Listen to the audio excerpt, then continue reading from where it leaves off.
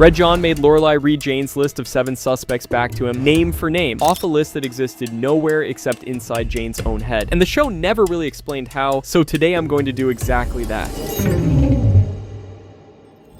This is one of the rarest mysteries that Jane never managed to solve, and it kept all of us fans confused. Jane has been awake in that attic for weeks, he's burned every scrap of research he owns in a barrel outside, and he's finally cut a list of over 2,000 names down to 7. Only he knows those names. When Teresa asks him in the car, he tells her flat out that he doesn't think it's a good idea for her to know. Then Miriam Gottlieb, who turns out to have been working for Red John the whole time, hands him an envelope with a DVD in it. He plays it, and there's Lorelai, already dead by the time he's watching, reading out a letter from Red John. And she says all 7 names, literally every one of them, off a list that existed nowhere in the world except inside Patrick Jane's head. Bruno Heller said in an interview around that finale that the move was meant to feel almost magical, and that's the right word for how it plays. Jane himself admits that he still has no idea how it happened, which means we've been sitting with the exact same question he was. So let's actually solve it, because there are only a handful of ways this could have worked, and one of them is far more realistic than the rest.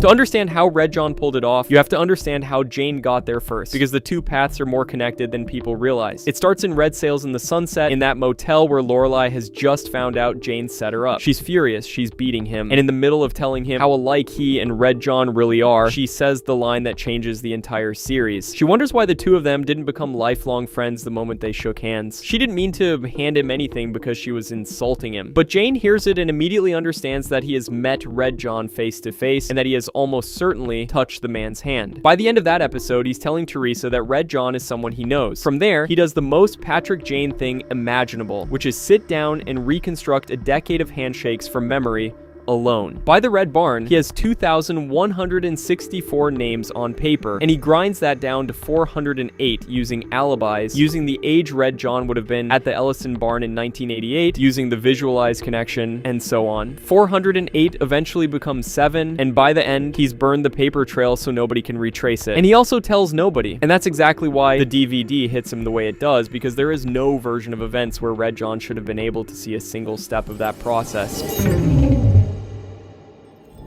What makes that video leave such a huge mark is that it works as a demonstration rather than a reveal. Red John gains nothing by telling Jane those 7 names because Jane already knows them better than anyone alive. The only reason to say them out loud is to prove that he can, and look at how he chooses to do it, because it's genuinely nasty. He makes Lorelai read them. The woman who accidentally handed Jane the handshake clue in the first place, the woman who broke ranks and went hunting Red John herself once she learned he'd killed her sister, and she gets used one final time as a delivery system, and she read that letter in exchange for being killed quickly. Then Red John announces there are new rules now, and promises to start killing frequently again until Jane catches him or he catches Jane. So in one tape, he communicates 4 things at once. Your list is not secret, your best source is dead, your investigation is being watched from somewhere you cannot see, and the timeline belongs to me now. So how do you actually do that from the outside without any magic involved?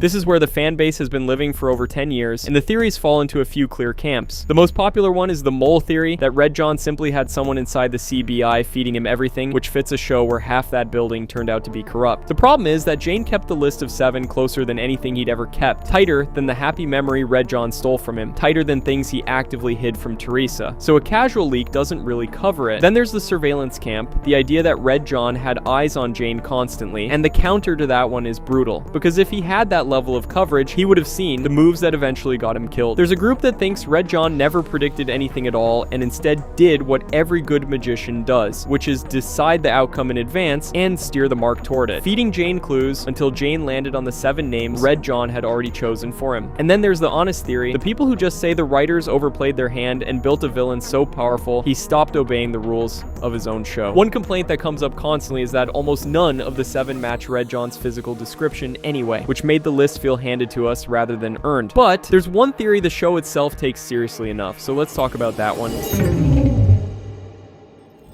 The psychic angle gets set up in the finale, which is something people forget. Eileen's uncle Sean Barlow is an old carnival psychic from Jane's past, and he tells the idea directly that the real Red John must be an actual psychic, and that's the only reason he's always a step ahead. Of course, Jane doesn't believe this for a second, because he obviously states every time that there's no such things as psychics. You gotta understand that Jane built his entire adult life on the fact that psychics are a performance So he'd rather believe he was outplayed by a human being then accept he was beaten by something supernatural. Then when we get to Red John bleeding out beside a creek with Jane on top of him, Red John plays the card anyway. He tells Jane not to kill him, and he says he knew the list because he's psychic. Jane doesn't even blink. He doesn't even consider a follow-up question, and he just starts choking him. Watch the order of events again, and the timing gives it away completely. Earlier that night in the church, calm and fully in control, Red John offered to answer any question Jane wanted answered, and Jane said he had none. The psychic claim only surfaces once Red John is on the ground and has nothing left to trade with. That's a man reaching for the last card in his hand, and Jane, of all people on this earth, could smell it from a mile away. Which brings us to what actually happened.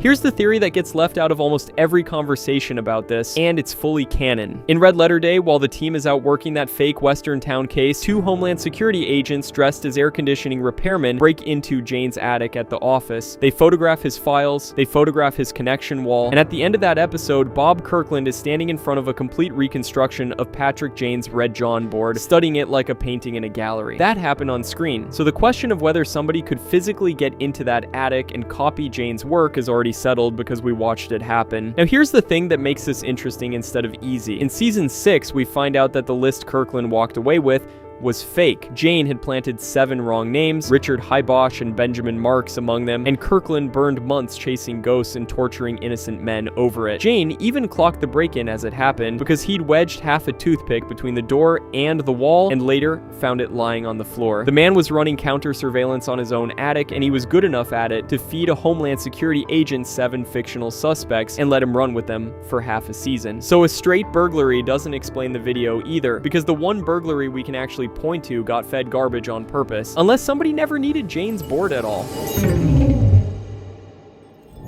And that's the answer that actually makes sense. Red John never had to read Jane's list because he could build the same list himself, and he had every advantage Jane didn't. Start with the thing that sounds obvious until you really think about it, which is that Red John knew who Red John was. Jane was solving for an unknown across 2,000 names. Red John was solving for a known, and the only real question in front of him was which of his own encounters with Patrick Jane would survive Jane's filter. He knew Lorelei had leaked the handshake because he got it out of her before he killed her, and the moment he had that, he knew exactly which criteria Jane would use, since Lorelei herself said the two of them think in the same way: handshakes, alibis for the murderers, the visualized connection, and so on. Now compare the resources. Jane worked alone in an attic from memory for months. Red John ran the Blake Association, a network of cops and agents spread across local, state, and federal agencies who took anonymous orders and never asked questions. Between them, they could pull every case file Jane ever worked and every alibi in the system, split it into chunks, and finish in weeks what took Jane the better part of a year. Not to mention that Red John is intellectually on a similar level as Jane, and Jane is a man with no hobbies and no friends outside the job,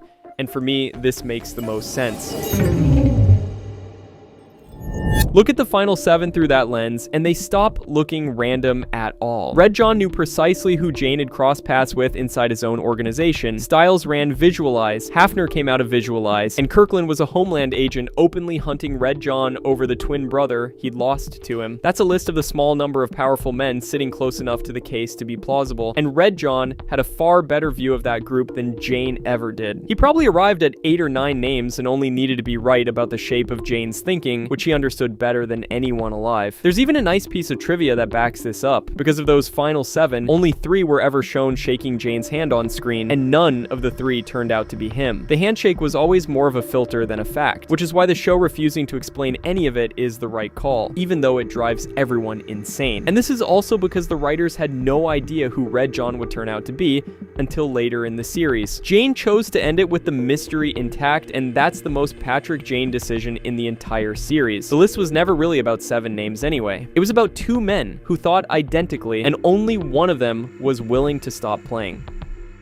So there you have it. Red John never had powers, but he did have a network, a mirror image of Jane's own mind, and a decade of watching him work. It still feels impossible because Jane refused to let him explain, which means the last trick Red John ever pulled is the one that never got exposed. If you want me to break down more things, tell me down in the comments and subscribe for more videos about this amazing show. Thank you for watching, and I'll catch you guys in the next one.